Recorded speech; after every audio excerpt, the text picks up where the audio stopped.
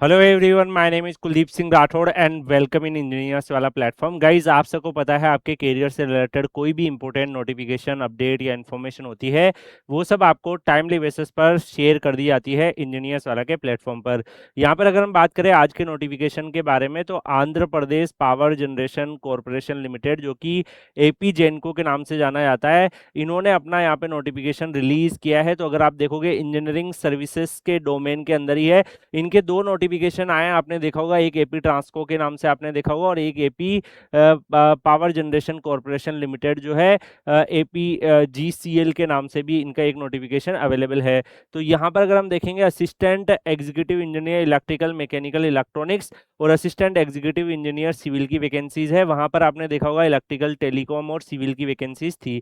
तो एपी जेनको जो है वो लार्जेस्ट पावर जनरेटिंग कंपनी है और ये काफ़ी सारे डोमेन्स में वर्क करता है। तो इन्होंने अपनी रिक्रूटमेंट जो है यहाँ पे अनाउंसमेंट करा है, डिटेल नेट नोटिफिकेशन आ चुका है।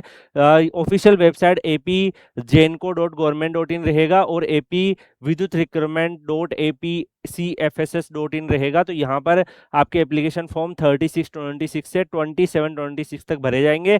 तो आप डेफिनेटली इस पर्टिकुलर वेबसाइट पे विजिट करके एप्लीकेशन फॉर्म फिल कर सकते हैं। अब यहाँ पे जो वैकेंसीज है वो असिस्टेंट एग्जीक्यूटिव इंजीनियर की है। तो यहाँ पे टोटल वैकेंसीज इलेक्ट्रिकल ब्रांच में 52 वैकेंसीज है, जिसमें ओपन कैटेगरी की 5 वैकेंसीज है और जो लोकल कैंडिडेट्स है उनकी 95% वेटेज के साथ 47 वैकेंसीज है। लोकल और ओपन का क्या मतलब है? ओपन वैकेंसीज में ऑल ओवर इंडिया के स्टूडेंट्स अप्लाई कर सकते हैं, लोकल वैकेंसीज में ओनली वहाँ के जो लोकेलाइट है वो अप्लाई कर सकते हैं।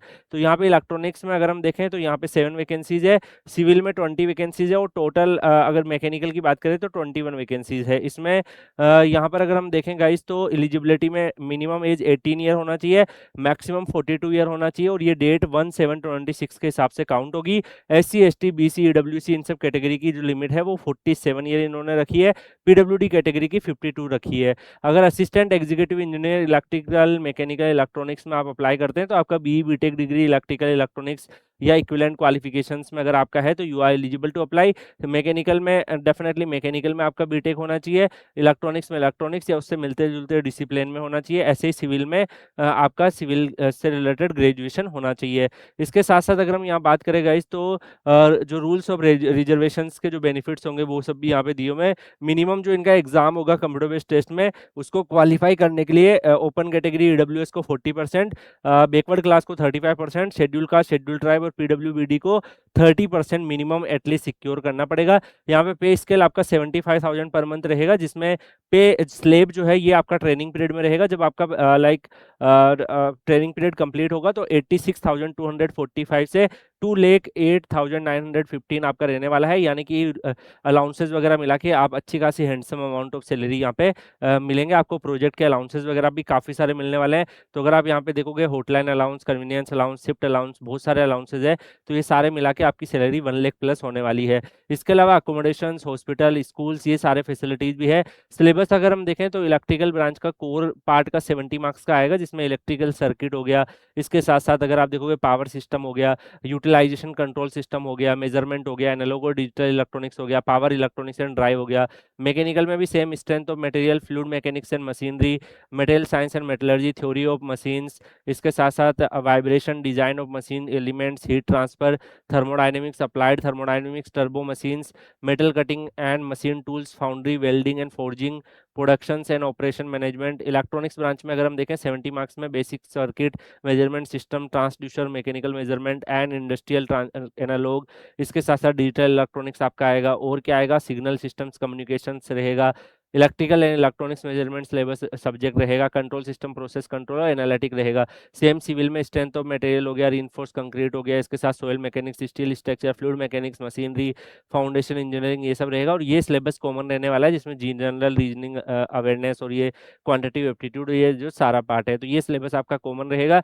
इसमें अगर हम यहाँ देखें गाइस, तो वेटेज डिस्ट्रीब्यूशन भी दिया हुआ है कि टोटल 100 मार्क्स का पेपर होने वाला है, 70 मार्क्स स्कोर के होंगे, बाकी यहाँ पे बटे हुए हैं। तो ये डेफिनेटली आपको सिक्योर करने देंगे। इसके साथ साथ अगर हम गाइज यहाँ पे बात करें तो और भी यहाँ पे जो है like different different rule regulation इस रिक्रूटमेंट के दिए हुए हैं। एग्जामिनेशन सेंटर्स जो है वो डेफिनेटली यहाँ के जो सीबीटी बेस्ड मोड में आपका पेपर होने वाला है, और जो सीबीटी बेस्ड मोड में पेपर होगा वो डेफिनेटली एग्जामिनेशन सेंटर जो है ये आपके कुल इनकी मेन सिटीज में रहने वाले हैं। इसके साथ साथ कुछ अदर स्टेट में, इन स्टेट्स में भी आपको मिल जाएगा, तो यहाँ पर भी आप अटेम्प्ट कर सकते हैं। बाकी नॉर्मलाइजेशंस के मेथड्स और ये सारी डिटेल्स दे रखी है। तो एक काफ़ी सही नोटिफिकेशन आप लोगों के लिए रिलीज हुआ है। आप में से जो भी इंटरेस्टेड स्टूडेंट्स अप्लाई कर सकते हैं। More than 1 lakh plus salary आपकी यहाँ पे अवेलेबल है। बाकी आप लोग Kuldeep sir underscore PW Telegram channel Telegram पे सर्च करके ज्वाइन कर लीजिएगा। तो Kuldeep sir underscore PW Telegram channel पर आपके करियर से रिलेटेड कोई भी इंपोर्टेंट अपडेट, नोटिफिकेशन, इन्फॉर्मेशन होगी तो आपको टाइमली बेसिस पर मिलती रहेगी। तो stay connected in Kuldeep sir underscore PW Telegram channel. बाकी हम लोग मिलेंगे नेक्स्ट सेशन में किसी और अपडेट और इन्फॉर्मेशन के साथ। तब तक के लिए goodbye, take care, see you.